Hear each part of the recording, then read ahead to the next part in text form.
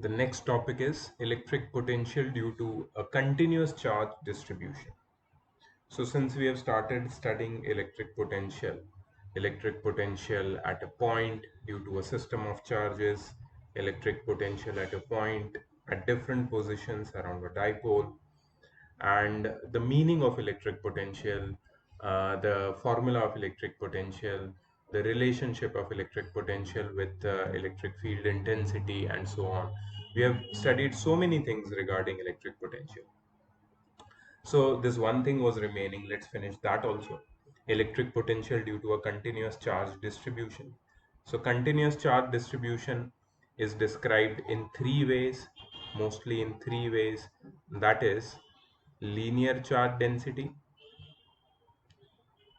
lambda, when a charge is distributed on a single line like a wire; surface charge density, where the charge is distributed on a surface, plane lamina; and volume charge density, where a charge is distributed on a body over its whole volume. So the symbol for linear charge density is lambda, the symbol for surface charge density is sigma, and the symbol for volume charge density is rho. In case of linear charge distribution, we select a length segment dl, that is an infinitesimally small length segment dl, and we can calculate the electric potential due to this small segment at a point at a distance r from it as 1 upon 4 pi epsilon naught lambda dl. Lambda is linear charge density multiplied by this small segment dl uh, upon r square, and when we take integration of the whole thing, we get the total electric potential due to the whole wire or whole line charge, okay, at this point, um, on integrating the whole thing. Okay, so in similar manner, okay, so here in this formula I just want to point out one small thing. What is lambda dl equal to? Lambda dl is equal to q, that is the total charge present on that wire. For similarly, what is sigma dA equal to? It is also equal to the total charge present on the surface. And what is rho dV equal to? Rho dV equal to the total charge present in the entire volume. Okay, so basically what we are doing is we are integrating the charge uh, according to integrating the whole charge according to the its distribution over a line, over a surface, or over a volume, and we are putting it in the formula of electric potential and finding the electric potential at a point which is located at a distance r from this particular line or surface or a body whose volume is to be considered. Okay, so the whole process is mentioned here or listed over here. I'll just go through it once so it becomes clear. In case of continuous charge distribution on a body, we can find electric potential at a point by the following steps. Assume that the charge distributed on the body can be divided into infinitesimally small segments of charges with charge dq, so that we can treat each segment of charge as a point charge. So there is a small change in what I told you. Lambda into dl is dq, and so is sigma into dA, that is also dq, and rho into dV is also dq. On integrating this dq we get q, right? So that is the process. Okay, calculate the electric potential at a desired location due to one of the segment of charge, and taking summation, that is integration, of the potential due to each segment of charge by integrating over the given charge distribution, we find the electric potential at a point due to this whole charge distribution. So let's try to find out some standard cases what would be the electric potential at a point which is located at a given distance. So the first case is of electric potential due to a uniformly charged ring. Okay, so this is a uniformly charged ring. It is not a sphere, it is just a ring. Okay, so we are concerned with linear charge distribution over here. So let there be a uniformly charged ring of radius r. Total charge on this ring is capital Q. Total charge on this ring is capital Q.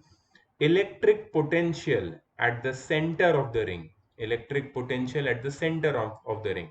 Now, what we'll do is we'll consider small charges. Here they have written triangle NQ, that is dq or delta q. So we can also write dq. Okay, so small segment of charges on the circumference of ring we have selected, correct? And the center is situated at a radius r or a distance r from any point on the you can say on the circumference of the ring. Okay, now electric potential due to this segment of charge at the center of the ring can be written by using a formula for electric potential due to a point charge. Okay, electric potential due to a point charge, which is nothing but 1 upon 4 pi epsilon naught into the charge upon the distance of the charge from the point at which we are finding the electric potential. Now what we'll do is we'll integrate the whole thing. So when we'll integrate the whole thing, this individual or small amount of charge dq will become capital Q. Okay, 1 upon 4 pi epsilon naught is constant, r is constant, so they will not change. So the potential at point P is equal to potential at any point on the circumference of this charged ring is equal to 1 upon 4 pi epsilon naught potential at the center. I'm sorry, not at the circumference. Potential at the center of the ring will be 1 upon 4 pi epsilon naught into Q by R. Okay, so Q is the total charge on the ring and R is the radius of the ring. So this is what we get. The final result looks like the electric potential of a point charge. Electric potential is a scalar quantity and all the points on the ring are equidistant from its center, so it can be guessed without any calculation. Now electric potential at a point lying on the axis of the ring. Suppose there is a point P lying here on the axis of the ring. This is the axis. OP is the axis of the ring. And this point P is at a distance x from the center of the ring. Okay, and the radius of the ring is R.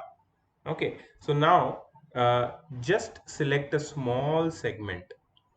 Just select a small segment dq on a small segment on the circumference of the ring, and that segment, since the total ring has a charge capital Q, this small segment will have a charge dq. Now due to this small segment, what will be the potential at a point P? So we'll draw a triangle. Now this is x, this is r, so this will be under root of r square plus x square. Okay, so we know the distance of this point dq from point P, and we know the charge at this location dq. So we can find the small potential at point P due to the charge present at this point, that is dq, that is 1 upon 4 pi epsilon naught multiplied by dq upon under root of r square plus x square. Now when we take integration, what will come out of integration? If we take integration over the whole ring, 1 upon 4 pi epsilon naught will come out because it's constant. Under root of r square plus x square will come out because x is constant. Why is it constant? Because the distance of this point from the center of the ring will remain constant. Also r is constant, the radius, so r square under root of r square plus x square for any location on the ring with respect to point P will remain same, correct? So that will also come out. So in integration will take will only dq will be left inside integration, and if you take integration of dq over the whole ring, it becomes capital Q. So that's it. This is your electric potential at point P, 1 upon 4 pi epsilon naught multiplied by Q upon under root of r square plus x square. As all the points on circumference of the ring are equidistant from any point on its axis, hence the above result is also predictable without any calculation. Okay, next. So that was just a charged ring. Okay, electric potential due to a uniformly charged ring. Now we are taking this one step ahead. We are now considering a spherical shell. Spherical shell is a hollow sphere. Okay, and wherever hollow sphere comes, we are glad to apply Gauss's theorem. because in Gauss's theorem we have understood that electric field due to a uniformly charged spherical shell, for points outside a spherical shell, its electric field is just like a point charge, as if the point charge was placed inside the sphere at its center, right? So let's find out in let's find out the electric potential at 2 points. One point will be outside the hollow sphere or spherical shell, and one point will be inside. Let's see what they have given.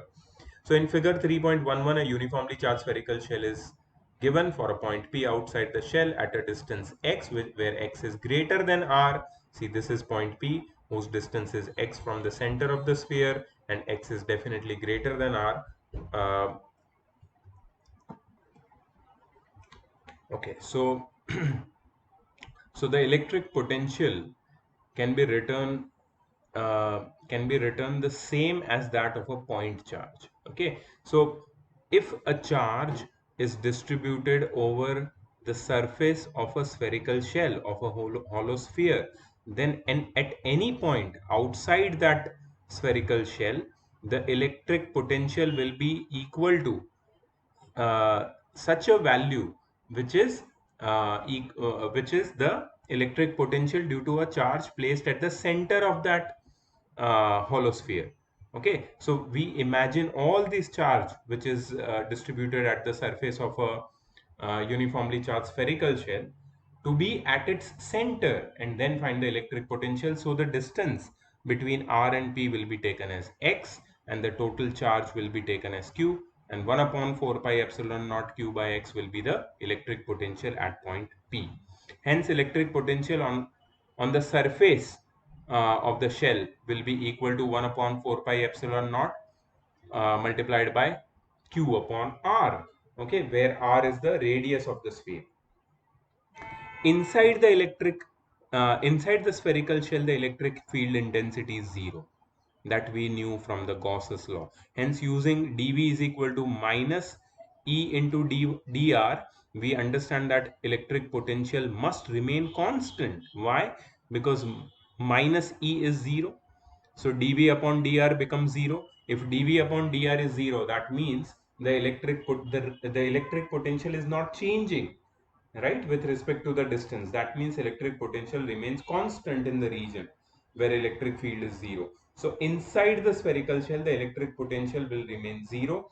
Now consider a point on the surface of spherical shell, and we know that electric potential at this point is 1 upon 4 pi epsilon naught multiplied by q upon r.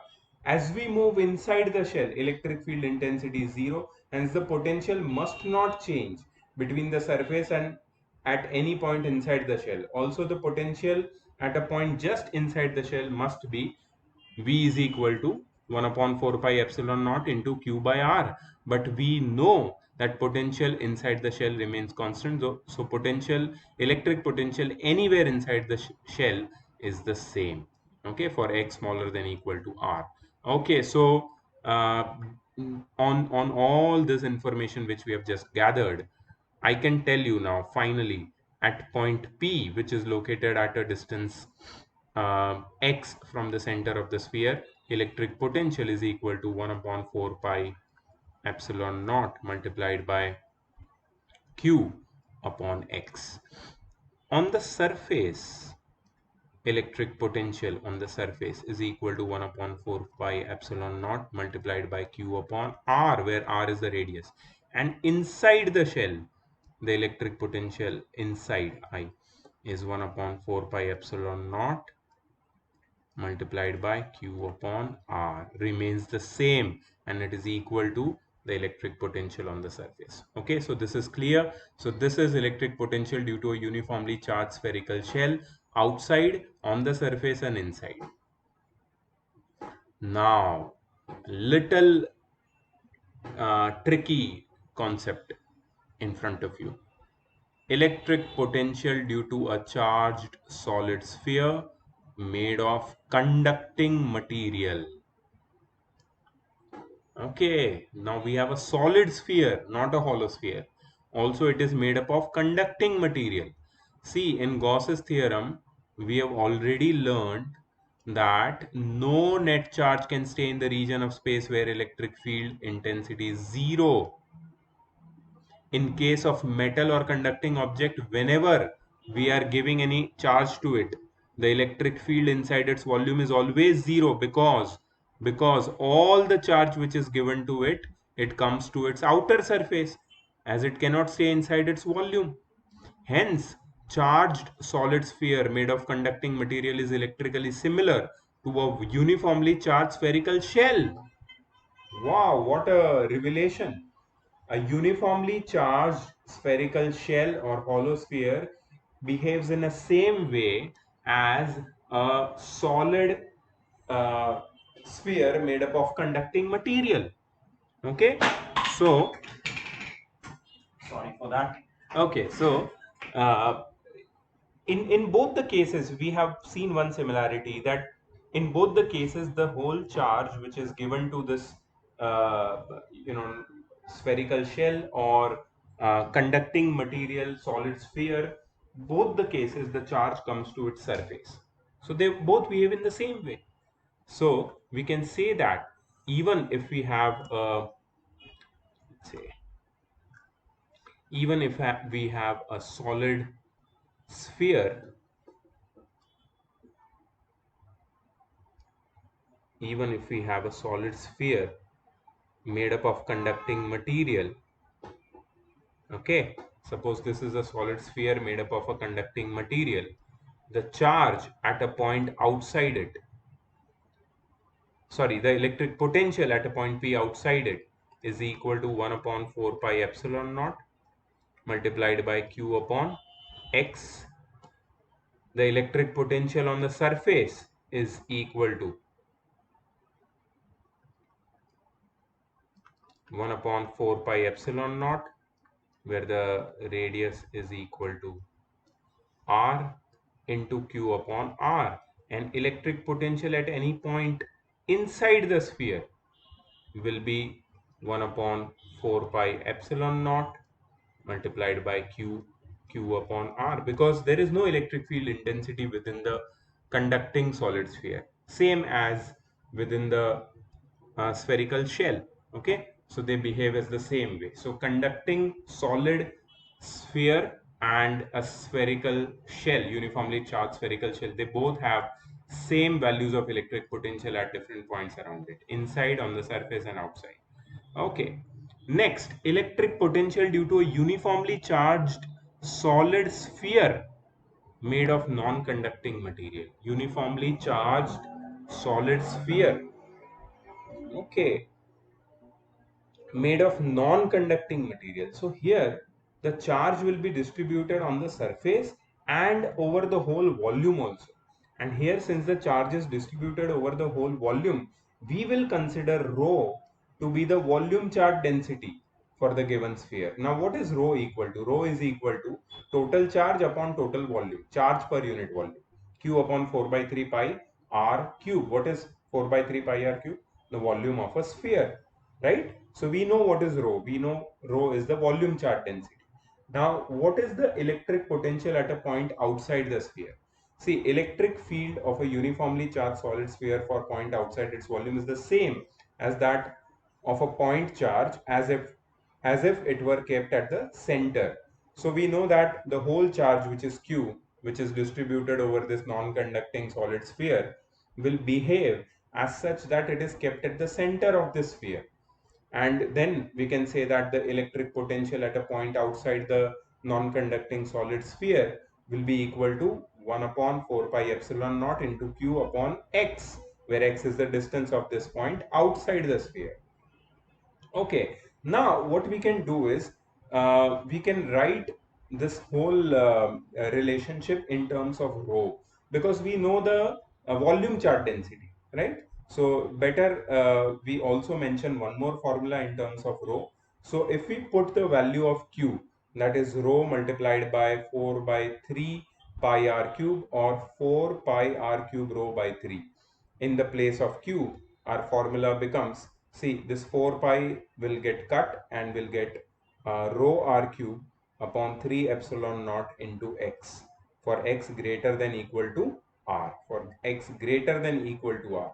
Okay, so even on the surface, of a non-conducting uniformly charged solid sphere, we would apply the same formula. We would apply the same formula. Okay, what if the potential? What if we need to find potential at a point inside the sphere? Okay, so we consider a point P which is inside the sphere. We want to find the potential at this point P. Okay, now look at this process very carefully, because this you can say this derivation is important. Okay, so look at this derivation very carefully. I'm going to explain it slowly. Let us assume that there is point P at a distance x from the center. Okay, so the distance of point P is x from the center. To calculate the electric potential at point P, let us divide the solid sphere in two parts for visualization only. Okay, so we have divided this spherical, this solid sphere into two parts. One which is one part of the sphere, which is, you can say, which is this blue colored sphere, on surface of whose this point P is lying. So point P is assumed to be lying on a hypothetical sphere which is inside the given sphere. The given sphere is this one. Okay, and inside this given sphere there is a hypothetical sphere which we have considered, on surface of whose this point P is lying. Okay. One part is a solid sphere of radius x, and assume the potential due to this part is equal to V1. Okay, so potential due to this part on point P is assumed to be V1. The other part is a thick walled hollow sphere with inner radius x and outer radius r. Okay, so the other sphere, I'm just going to highlight the other sphere as this one. So this shaded portion is the other sphere. Okay, I hope you can understand what I'm talking about. Except the yellow part, whichever part you see, the red shaded part. Okay, that is your hollow sphere. What is the inner radius of hollow sphere? X. And what is the outer radius of hollow sphere? Capital R. What is the thickness of hollow sphere? Thickness of hollow sphere is R minus X. Okay. Okay, so we have considered two spheres, and due to the inner solid sphere of radius x, what is the potential at point P? Potential at point P due to the inner solid sphere of radius r is V1. What is the potential at point P due to the outer hollow sphere? Okay, the potential at point P due to the outer hollow sphere is V2.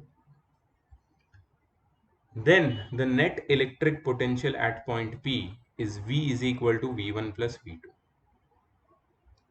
Okay, so total potential at point P will be V1 plus V2, where V1 is the electric potential due to this yellow sphere, and V2 is the electric potential due to this hollow sphere which is shaded with red lines. Okay, to calculate V1, first we need to know the charge amount within the radius x. How do we find the charge amount within the radius x? That is the charge present on this yellow sphere. So the charge present on that yellow sphere will be equal to Q dash, where Q dash is equal to rho, that is volume charge density, multiplied by the volume of that small yellow part, that is 4 by 3 pi x cube. Point P on the surface of solid sphere of radius x and charge Q dash. Okay. Hence, the potential V1 can be written as 1 upon 4 pi epsilon naught multiplied by Q dash into x. Now we know the value of Q dash, it is rho 4 pi x cube upon 3. If we put the values and simplify, see this 4 pi gets cut, so we get pi x rho x cube upon 3 epsilon naught. That is V1, that is the value of V1. So this is the potential, V1 is the potential at point P due to this yellow sphere. Okay, what about V2?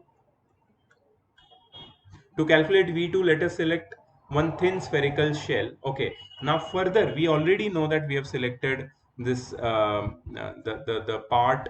One second, let me just erase everything. and show you all over again that which sphere we are talking about over here. And let me now color it like this.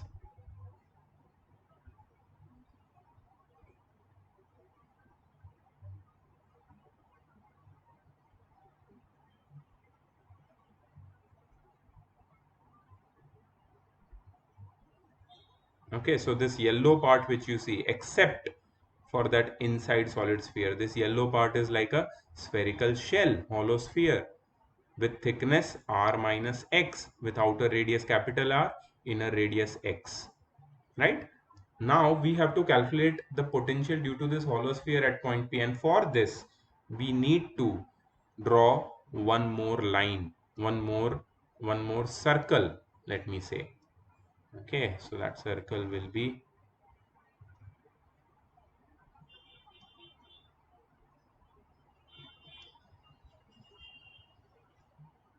you see this red circle? Do you see this red circle? If you want me to highlight it, make it thicker. Yeah. Okay. Yeah. Now you can see the red circle very clearly, right? So we need to draw this red circle of radius small r, which is greater than x and smaller than capital R. Okay. So let us select one thin spherical shell of radius r and thickness dr. Okay. So thickness of that small thin spherical shell, hypothetical definitely, is dr. Here r is greater than x and small r is greater than x and is smaller than capital R. Okay. So the charge magnitude in this spherical shell can be written as dq is equal to rho times 4 pi r square dr. dq is equal to rho times 4 pi r square dr. Okay. Now how did this come? Okay, now you know that charge is equal to charge is equal to uh, volume charge density multiplied by uh, volume. Okay, let me write the formula. The volume charge density is equal to total charge upon volume. Okay, so we can say charge is equal to volume charge density multiplied by volume.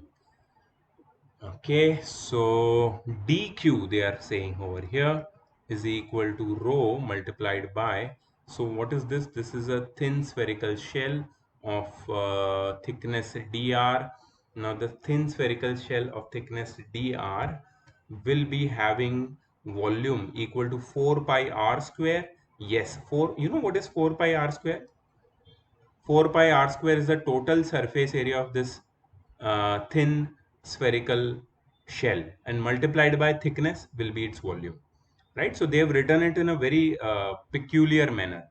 dq, that is the small charge present on this hypothetical spherical shell of radius r and thickness dr, which we have constructed, which is this, the red colored shell, as charge is equal to volume charge density multiplied by volume, that is volume charge density multiplied by total surface area multiplied by thickness.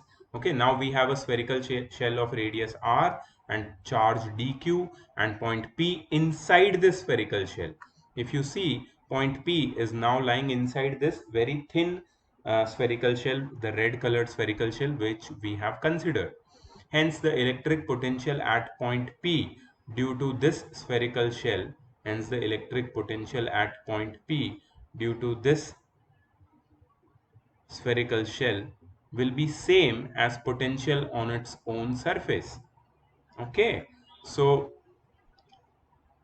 inside this hypothetical red colored spherical shell, the potential will be equal to the potential at its surface. Okay, so what is the potential on the surface of this spherical shell? The potential on the surface of spherical shell is equal to 1 upon 4 pi epsilon naught multiplied by dq into r, that is given over here, right? Okay, The potential P due to a selected spherical shell can be written as this. So dV2 is equal to, in the place of dq we have written volume charge density multiplied by the total surface area multiplied by the thickness, which we had considered over here. Okay, so 1 upon 4 pi epsilon naught multiplied by rho 4 pi r square into dr upon r. Okay, so that is the potential at point P due to that hypothetical spherical shell of thickness dr. Okay, if we simplify this, 4 pi gets cut and we get dv2 is equal to uh, rho r dr upon epsilon naught. Now, to find the total magnitude of V2, we have to integrate this dV2 from r to x, that is from this point, from this point to this point. हमने क्या किया पता है, इधर एक छोटे से spherical shell का पोटेंशियल निकाला. अब हम उसको यहां से लेके यहां तक अगर इंटीग्रेट कर देंगे ना, तो पूरे ये येलो पार्ट का पोटेंशियल आ जाएगा पॉइंट पी पे. ठीक है, so to integrate it what will do is, dv2 को इंटीग्रेट करेंगे तो v2 मिलेगा, इसको इंटीग्रेट करेंगे तो रो अपॉन एप्सिलॉन नॉट बाहर निकल जाएगा, r dr मिलेगा. r dr का integration from r to x, तो it will be integration of r is r square by 2, and we have to apply limits, that is r to x, that is r square minus x square, और ये 2 बाहर आ जाएगा, so 2 epsilon naught. Okay, so we have found the value of V2. V1 we had already found. That was not a big deal. That is, the potential at point P due to that inner solid sphere. Now, potential due to a point at due to the outer hollow sphere, that is the yellow sphere which I have shown in this figure, that also has been found. So V1 and V2 we have both. Now we know that V, that is potential at point P, is equal to V1 plus V2. That is potential at a point inside a charged sphere. That is V1 plus V2. So let's add them. When we do V1 plus V2, what we can do is we can take out common. So rho upon 6 epsilon naught remains common, and inside the bracket you have 2x square plus 3r square minus 3x square. That is basically 2x square minus 3x square becomes minus x square. So we have the final formula for potential at a point, any point inside, any point which is situated at a distance of x units from the center, inside a charged non-conducting spherical sphere. We have the potential equal to rho upon 6 epsilon naught multiplied by 3r square minus x square for x smaller than r, and here r is the radius of that non-conducting sphere. Okay, and x is the distance of that point inside the sphere. Okay, so this is the final table which shows you the different values of electric potential with respect to uniformly charged spherical shell, which was not a big deal. Uniformly charged solid sphere made up of conducting material, again not a big deal. Exactly same as uniformly charged spherical shell. So we have two tables which are exactly similar to each other, which are basically these two. Okay, so the values of these two tables are very much similar to each other. That is, either it is a spherical uniformly charged spherical shell or uniformly charged solid sphere made up of conducting material. The value of electric potential inside on the surface or outside at a distance x will remain the same. But yeah, in case of uniformly charged solid sphere made up of a non-conducting material, inside the potential will be equal to this. We just derived it. On the surface, as you can see, you find a similarity in all the three cases. On the surface, the electric potential will be equal to 1 upon 4 pi epsilon naught multiplied by q upon r, which is same in all the three cases. And also outside it is 1 upon 4 pi epsilon naught multiplied by q upon x at a distance x. So as we can see, the similarity of the electric potential at different places, and the one place where it is different in just one case, right? So we have derived and we have understood this whole concept. Very well. Now let's go ahead. Okay, let's start with the numericals. A charge of 500 microcoulomb is distributed uniformly. Okay, so charge, let me just, okay, there is enough space here. Charge is 500 microcoulomb. 500 microcoulomb, that is 500 multiplied by 10 raised to minus 6 coulomb, is distributed uniformly over the circumference of a ring of radius 25 centimeters. So R is equal to 25 centimeter. What will be the electric potential at the center of the ring? Very easy. So we can use the direct formula. Direct formula is electric potential at the center of the ring is equal to 1 upon 4 pi epsilon naught multiplied by Q upon R. So we know Q, we know R. Just put the value, get the answer. Pause the video, do this calculation, and then we'll check the answer.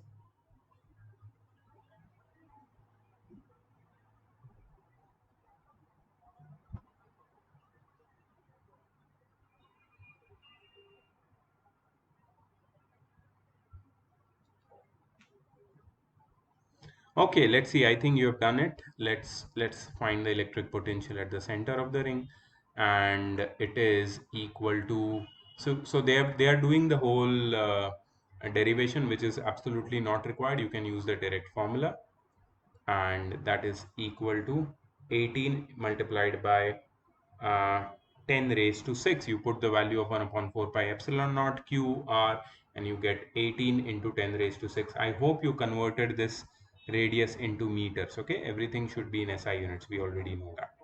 Let's go to the next question. Okay, the surface charge density of a spherical conductor is 2 microcoulomb per meter square. Okay, surface charge density of a spherical conductor, that is surface charge density is sigma. Sigma is equal to 2 microcoulomb per meter square, which is basically 2 into 10 raised to minus 6 coulomb per meter square. Correct? Calculate the electric potential of the conductor assuming its radius to be 0.2 meter. Okay, so radius is 0.2 meter. Now they are asking you to calculate the electric potential of the conductor, but where? So we don't know where. That means on its surface. So electric potential of the spherical conductor at its surface is equal to 1 upon 4 pi epsilon naught multiplied by Q upon R. Okay, so do we know Q? We don't know Q. Okay, so the charge, which is total charge, which is present on its surface, can be calculated with the help of the formula of sigma. So sigma is equal to total surface area, TSA, sorry, total charge upon total surface area. Yeah, charge per unit area. So charge per unit area. Charge, we don't know. We know sigma. Sigma is 2 into 10 raised to minus 6 is equal to Q upon charge. Now this is a spherical conductor. So total surface area is 4 pi r square. So Q is equal to, I will not put the value of pi. I will just write it as 2 into 10 raised to minus 6 multiplied by 4 pi multiplied by r square. So that is 0.2 the whole square. So we know the value of Q now. Let's put the value of Q and find the electric potential of the conductor, that is on its surface. So 1 upon 4 pi epsilon naught multiplied by Q, that is 2 into 10 raised to minus 6 multiplied by 4 pi multiplied by 0.2 square, that is 0.04 upon R. Okay, so R is 0.2 over here. Okay, so here 4 pi and 4 pi gets cut, 0.2 gets cut with 0.04, we get 0.02, sorry, 0.2, just 0.2, 0.2. Okay, so this will be, uh, so we have got 2 twos are 4 over here into 10 raised to minus 7, right? 10 raised to minus 7. And any other thing? Nothing. So upon epsilon naught, we have to put the value of epsilon naught. So please calculate this. Please find the final answer in decimals, in SI units. Of course, it will be. Find the final answer. Pause the video. Find the final answer. Do the calculation, and then let's check whether you are correct or not. I hope you remember the value of epsilon.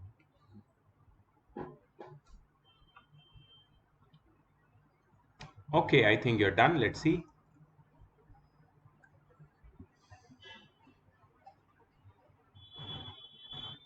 Yeah, so they've just put the value and got the final answer as.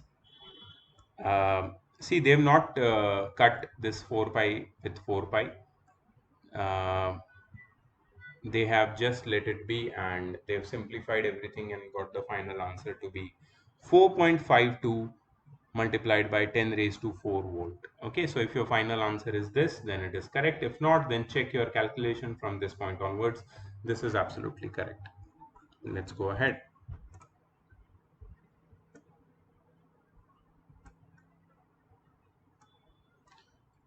Assume that total positive charge of a gold nucleus, is distributed uniformly in a spherical region of radius 9.6 into 10 raised to minus 15 meters. So radius is 9.6 into 10 raised to minus 15 meter. Okay. Calculate the electric potential at the surface of the sphere. Okay. So how much charge are we talking about?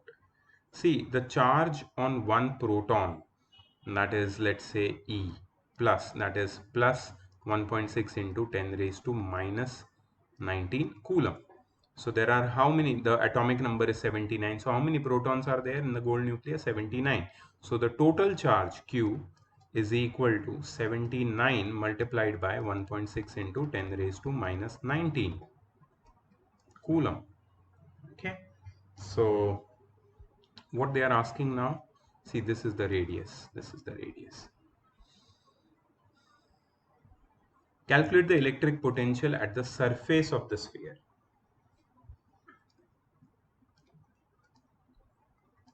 Calculate the electric potential at the surface of this sphere. See, for finding the electric potential at the surface, we just want to know the total charge. The total charge distributed is in a uniformly in spherical region is of radius. Okay, so see, first of all, it is not a conducting material, right? So the charge, and will it be considered as a hollow sphere? So charge is definitely situated at the center, and we have to find the charge at the surface of this sphere if you consider this gold atom as a sphere. Yeah, so I think the formula is straightforward now. So the electric potential at the surface of this gold atom will be equal to 1 upon 4 pi epsilon naught multiplied by uh, Q upon uh, R. Yeah, Q upon R. That's it. And we know everything. So 9 into 10 raised to 9 multiplied by Q, that is 79 multiplied by 1.6 into 10 raised to minus 19 upon R, which is 9.6 into 10 raised to minus 15. Yeah, so I think if you calculate this, you'll get the answer. See, 16 6 are 96. So that we got here. 3 3s are 3 2s are that we have got here. Then we'll get 3 multiplied by 79 here upon 2 multiplied by, we'll get 10 raised to 9 into 10 raised to minus 19 into 10 raised to 15. So we get 1.5 into 79 multiplied by 10 raised to minus 4 plus 9, minus 4 plus 9 is 5, 10 raised to 5. And yeah, I think here you go. If you calculate this, you'll get the electric potential at the surface of the sphere. Now I don't know whether I'm correct or not, but I've tried. I put the formula, I've understood, and I think I should be correct. Let's find out what they have done. Before that, just pause the video and get this answer, and then we'll find out. Okay, let's do it. So what they are writing here, yeah, Q is equal to 79 upon 1.6 into 10 raised to minus 90. Yeah, the same thing. Yeah, correct. So it should be 118.5 into 10 raised to 5 volt. Yes, so that's what it comes to. Correct. 118.5 into 10 raised to 5 volt. Okay, done. Next question.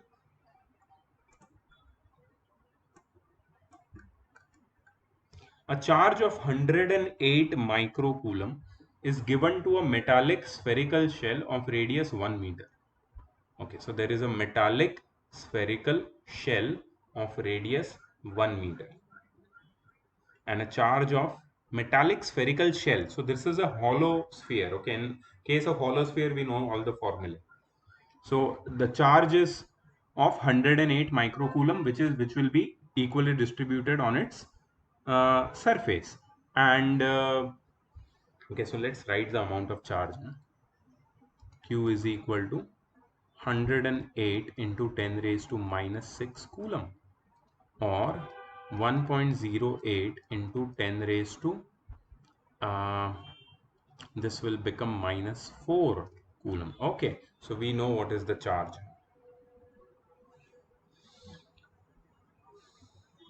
Okay, the radius of this sphere is equal to 1 meter. Calculate the electric potential at the surface of the shell. Calculate the electric potential at the surface of the shell, and calculate electric potential at a point that is 0.1 meter from the center of the shell. Okay, yeah, I think we can find out.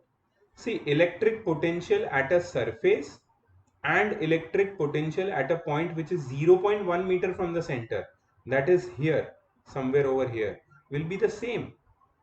So electric potential throughout remains constant within a you can say within a spherical shell of a conducting or a non-conducting material, and it is equal to the electric potential on the surface. But outside the surface, it starts decreasing, right? So we know it already. So electric potential at a surface or a point which is inside is equal to, let's consider this point as P. So 1 upon 4 pi epsilon naught multiplied by Q upon R, which is 9 into 10 raised to 9 multiplied by 1.08 into 10 raised to minus 4 upon R is 1 meter. Simplify this, get the answer. That is the final answer. Pause the video and solve it, please.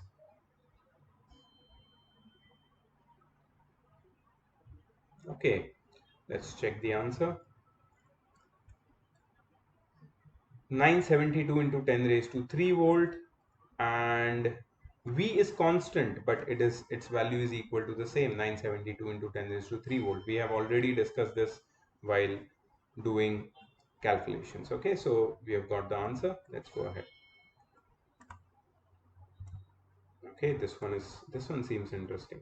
There are 64 drops of charge, 64 drops charged to a potential of 100 volts each. Okay, so potential of each drop is equal to 100 volt. Number of drops is equal to 64. Radius of one drop we don't know. Radius of each drop is equal to R. Okay. Therefore, volume of one drop is equal to 4 by 3 pi R cube. Okay. Therefore, total volume of bigger drop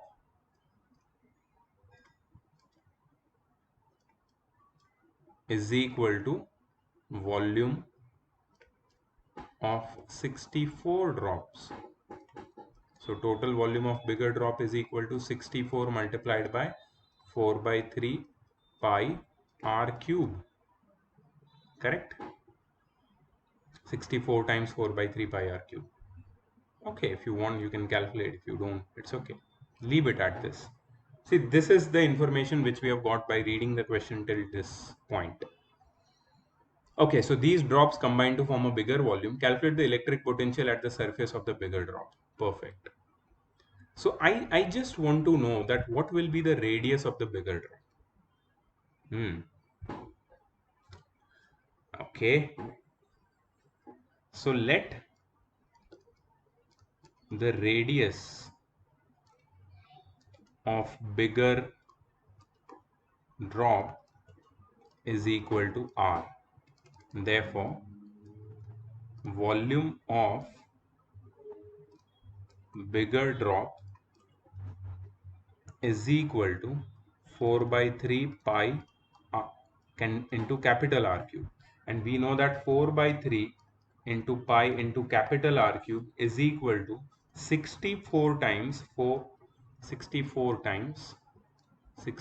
times 4 by 3 pi into small r cube. 4 by 3, 4 by 3 cuts, pi cuts, and we found the relationship between r cube and small r cube. So r cube upon small r cube is equal to 64 is to 1. And therefore r by r is equal to root of 64, which is 4. 4 is to 1. Okay, so basically we know that the bigger radius is 4 times the smaller radius. The bigger drop, which will be the combination of 64 small drops, will have the radius equal to 4 times the 4 times each smaller drop. Okay, what about the charge? What about the charge present on each small drop? We can find that out also. Okay, so charge on each small drop, which is equal to small q, right? So we know that the potential is 100 volt. So that potential is equal to 1 upon 4 pi. Now this drop is made up of, definitely they are not talking about what the drop is made up of, but yeah, the potential at a surface of the drop is 100 volts. So 1 upon 4 pi epsilon naught multiplied by q, that is the charge on each drop, upon the radius of each drop, that is small r, and that is equal to 100. So 100 is equal to 1 upon 4 pi epsilon naught into q upon r. All right, okay. So what is the charge on each drop, charge on each small drop? Let's see. So q, charge on each small drop, is equal to 100 multiplied by 4 pi epsilon naught, 100 multiplied by 4 pi epsilon naught multiplied by r. Yes, so that is basically the charge on each drop. Therefore, total charge on 64 drops, so charge will be conserved in this whole process, is equal to 64 times 100 times 4 pi epsilon naught times r.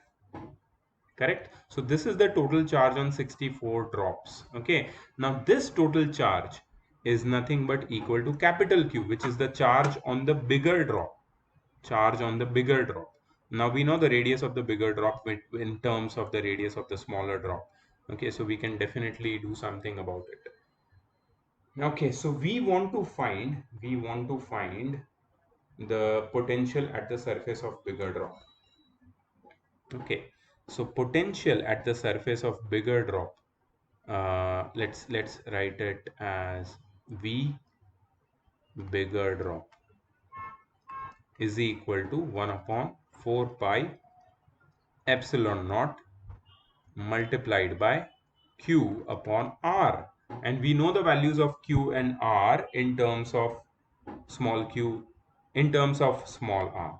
Okay, so this will be 1 upon 4 pi epsilon naught multiplied by q's value is 64 multiplied by 100 multiplied by 4 pi epsilon naught multiplied by r, that is q, upon capital R, which is equal to 4 times, which is equal to 4 times small r, 4 times small r. Okay, so let's cut the 4 pi epsilon naught over here, let's cut the r over here, and let's cut 4 with 64, so we get 16 multiplied by 100, that is 1600 volts.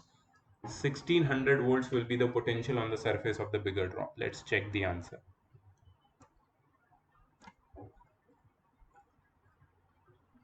Correct. So you see the relationship. There were 64 drops, but the potential did not increase 64 times, right? The potential, if you just combine all of them together, the radius increases by 4 times, and the potential increases by the square of the radius, that is 16 times. 100 volts, each drop had 100 volts of potential, and the bigger drop had 1600 volt of potential. Next question.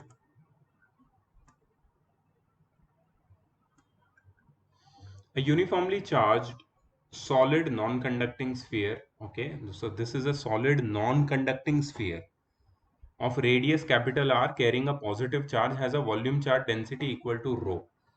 Okay, so rho is your volume charge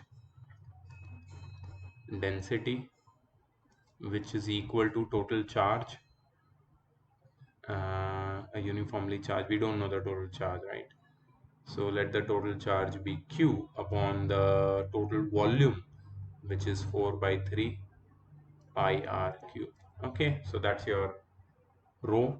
Has a volume charge density equal to rho. A tunnel of very small radius is made along the diameter of the sphere. Okay, this we have to draw.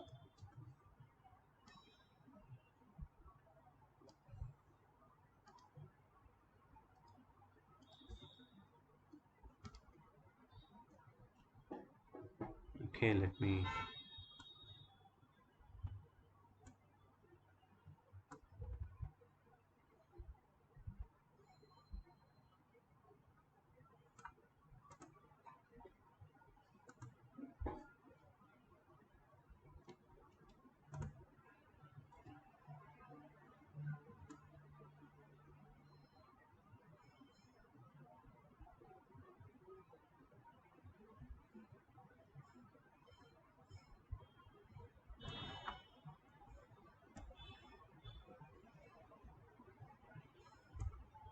Okay, it's coming along.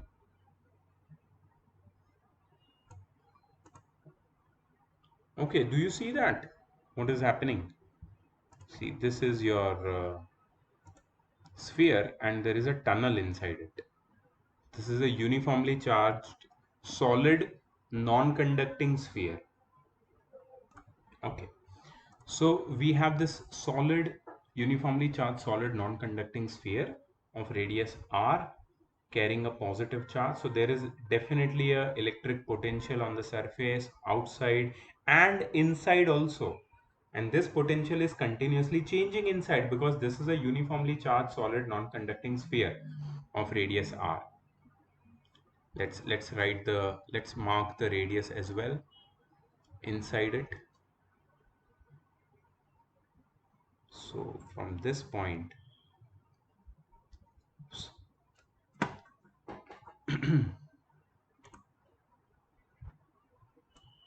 till this point, the radius is how much? We can say the radius is r.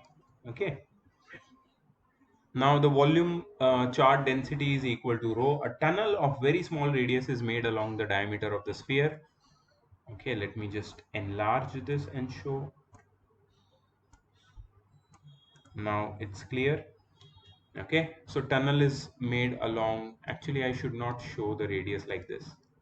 Let me show a radius along the diameter, that is because the tunnel is also along the diameter. So I will mark this as a center, and with this center I would draw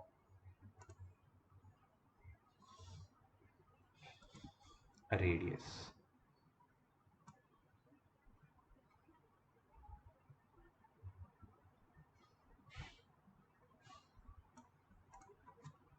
With this center we would draw a radius. Okay, great. So we have now drawn a radius.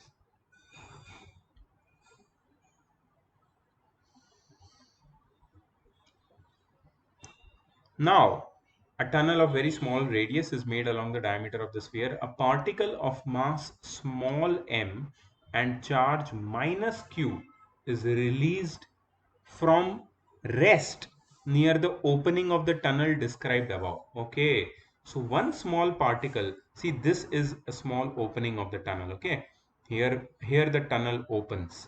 So here one small particle which has charge minus q, and remember the charge of this particle is negative, but the charge of the whole non-conducting sphere has positive charge throughout. Okay, so the charge on whole sphere is positive throughout, at the center, inside the volume, on the surface, everywhere the charge is positive, right? Okay, okay, and this is minus negative charge. Okay, so it is dropped from this hole.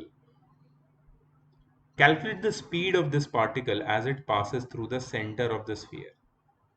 So this particle will definitely drop down. Yeah. Why will it drop down? What will attract it? So we can say that the force which is attracting it will be the force due to attraction, between unlike charges. Yeah. So that is the reason why it will fall. Okay, so we'll not directly calculate the force, or we because we have been dealing with electric potential, and we have to use the concept of electric potential to understand this better. Okay, okay, okay. Let's try first. If I need some help, I'll definitely take in between. But let's try to solve this. Try to understand this. कैसे करना है इसको? So charge of minus q is released from rest. So initial velocity of charge of this negative charge which is dropped is 0. And we have to calculate its velocity as it reaches or passes through the center of this sphere. Calculate the speed of the particle as it passes through the center of the sphere. Okay, okay, okay. So basically what we have to do is we have to calculate the potential, which is which is potential due to the sphere, which is actually making this charge accelerate at its surface, that is v1, and at its center, which is v2. So we have to calculate the potential over this range, the potential difference over this range.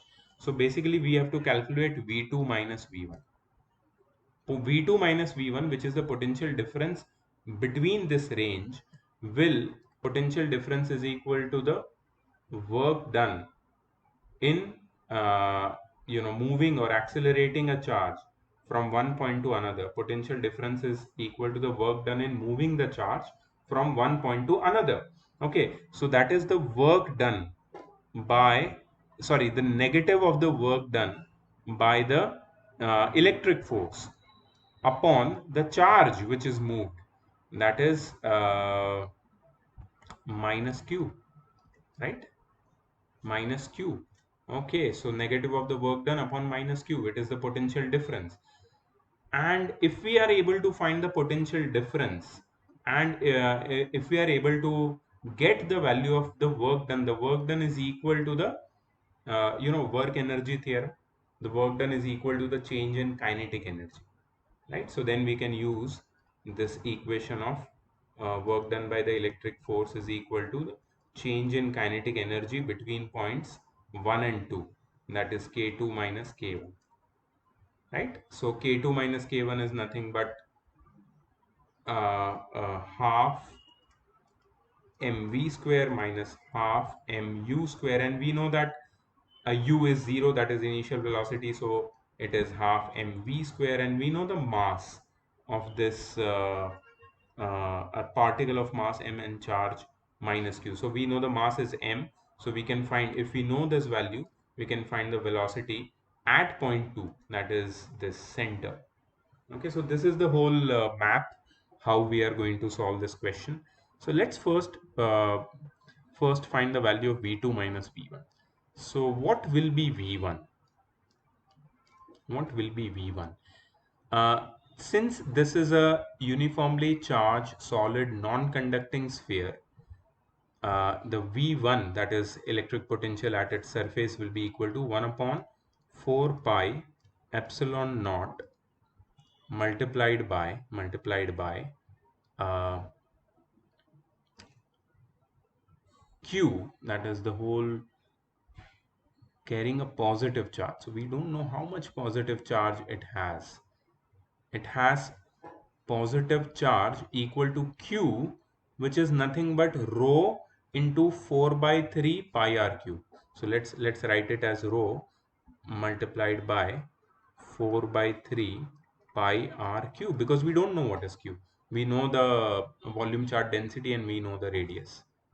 The radius is capital R, right? So this will be capital R cube. The whole upon.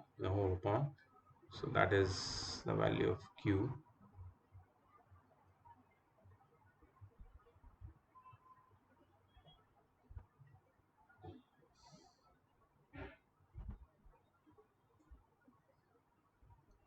Okay, so we have the distance, which is r over here.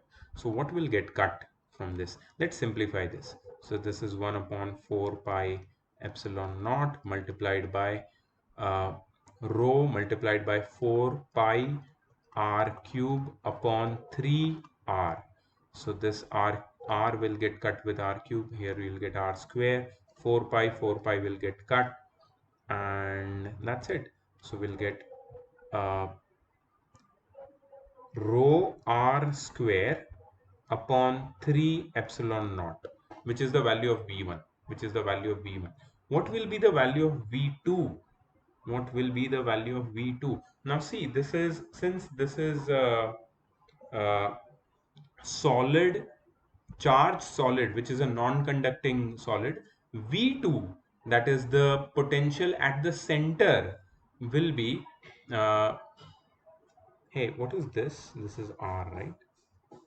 Potential at the center. Let me show you that formula. Okay, yeah. So x square will be equal to 0, because x is the distance which is inside the sphere, right? And we are considering actually the center over here. So x will be 0 over here at the center. So if you put the value of x as 0 in this particular formula, then the whole thing will become rho into 3r square upon 6 epsilon naught. Rho into 3r square upon 6 epsilon naught. Okay, let's write that.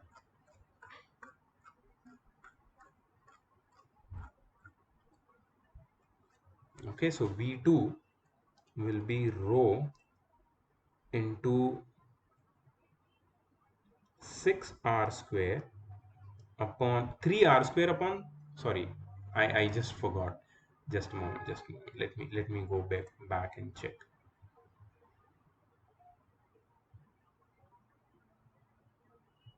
Rho into 3r square upon 6 epsilon naught. Okay, 3r square 3r square upon 6 epsilon naught. Because x is 0 at the center, so this will become rho r square upon 2 epsilon naught. So that is the value of v2. Now what? Now we have to find V2 minus V1. That is the potential difference between these 2 points at the center and at the surface. So V2 minus V1 is equal to, the charge is moved from 1 to 2, right? So V2 minus V1. V2 minus V1 will be rho r square upon 2 epsilon naught minus rho r square upon 3 epsilon naught.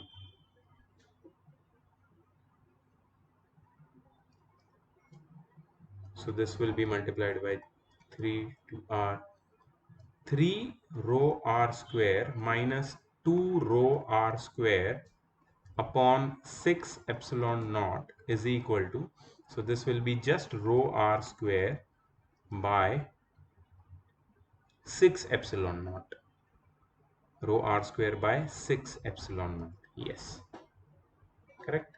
So this is V2 minus V1. So I already told you V2 minus V1 is equal to the work done upon charge which is moved. Okay, so V2 minus V1 is rho r square upon 6 epsilon naught multiplied by the charge which is moved from point the surface to the center, the surface to the center, which is equal to minus q, which is equal to minus q. Okay, so minus q is equal to the change in kinetic energy, because WEL, that is negative of the work done. Okay, just a moment. There is one small change.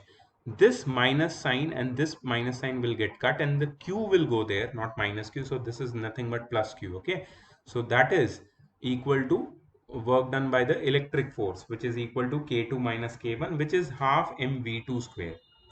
Okay, which is equal to half into mass m into v2 square. Let's take half into m over there. So v2 square is equal to rho into r square multiplied by q, rho into r square multiplied by q, mm, multiplied by 2 the whole upon, multiplied by 2 the whole upon 6m 6m epsilon naught. Okay, so this 2 will get cut with this 6, you get 3, and that's it.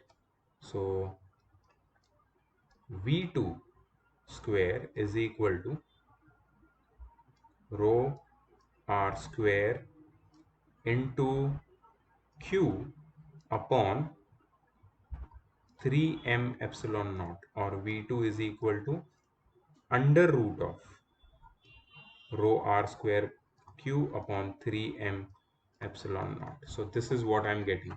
V2 is equal to rho r square q upon 3m epsilon naught. Let's see what is their answer. Let's check what is their answer.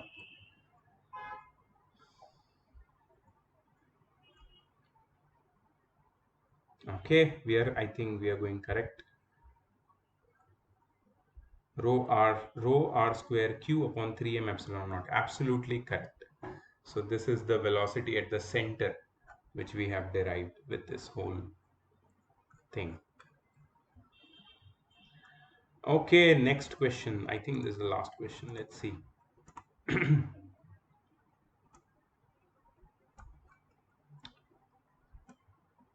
Three concentric spherical shells of radii A, B, and C, such that A is smaller than B is smaller than C. So C is the greatest outer radii, then B is the middle one, A is the inner one.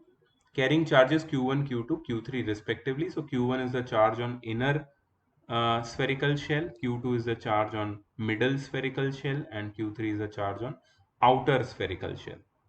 Okay, find the potential difference between innermost and outermost spherical shells. Okay, so we have to find V2 minus V1. Find the potential difference between innermost and outermost spherical shells. V2 minus V1. Okay, so See, uh, what is V2? What is V2? V2 is the potential at the surface of the outer shell. Now, surface of the outer shell has got how many charges? It has got basically all the charge which is within the surface will be calculated as at the charge at the center of the sphere, outer sphere, with radius c. Okay, so it has got how many total potential? So V2 is equal to 1 upon 4 pi epsilon naught multiplied by uh, q1 upon a plus 1 upon 4 pi epsilon naught multiplied by q2 upon b plus 1 upon 4 pi epsilon naught multiplied by q3 upon c, right? So this is the total potential that is of V2. Okay, can we write it? Do you understand why did I write that? Because V2 is like the outer sphere, and the total potential at the surface of the outer sphere is the sum of all the potentials which are of the charges which are present within this outer sphere. So we can take out 1 upon 4 pi epsilon naught common, and inside will be having q1 by a plus q2 by b plus q1 by a plus q2 by b plus q3 by c. Mm, is it correct? Uh,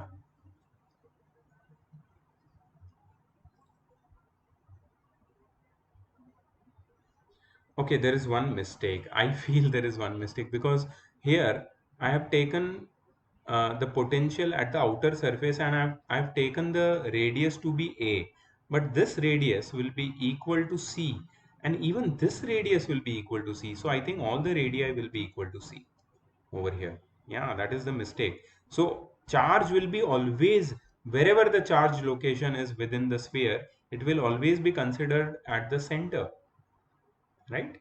So because if we are considering this sphere and the charge on the surface of this sphere, it will be considered not on the surface of the sphere, but it will be considered on the center of that sphere, right? So we have c all along. So we have 1 upon 4 pi epsilon naught into c bracket q1 plus q2 plus q3 as v2. So what will be v1? Okay, so V1, this is really interesting. What will be V1? That is potential at a surface of uh, the innermost sphere. See, potential at the surface of innermost sphere will be due to the innermost sphere charge also and the outer sphere charge also. So I think it should be equal to, um, okay, this is little confusing because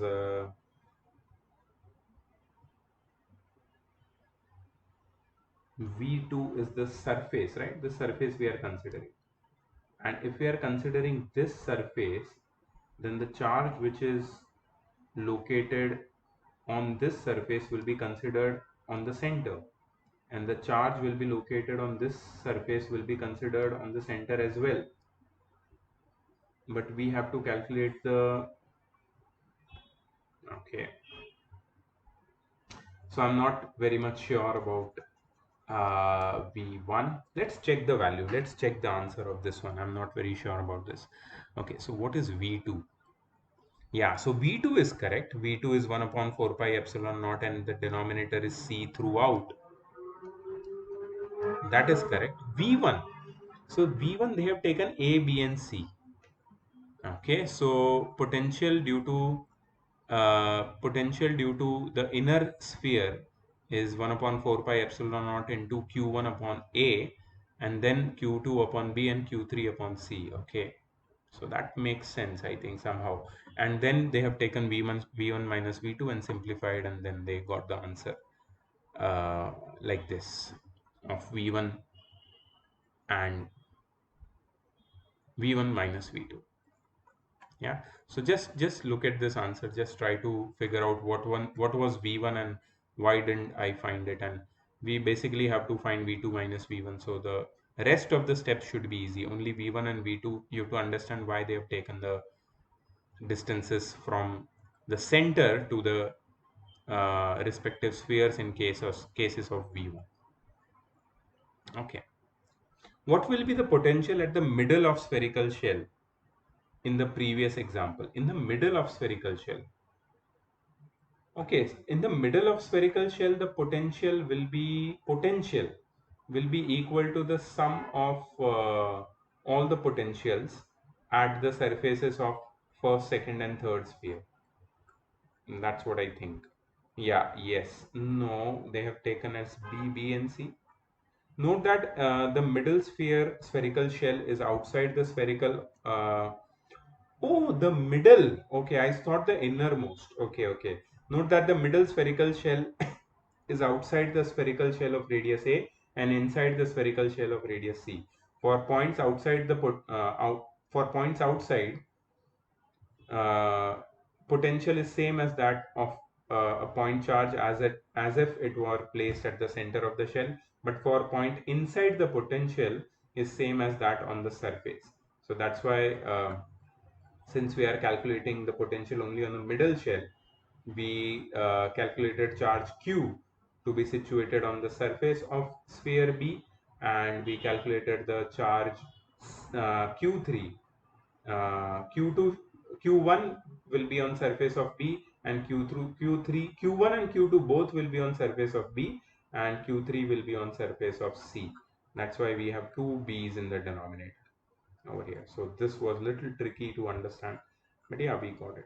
So practice problem 3 is very small, only 3 questions. I finish this part, and I will give you the homework in a short time. Watch this video and do the homework. The next video will be out soon. See you later. Bye bye.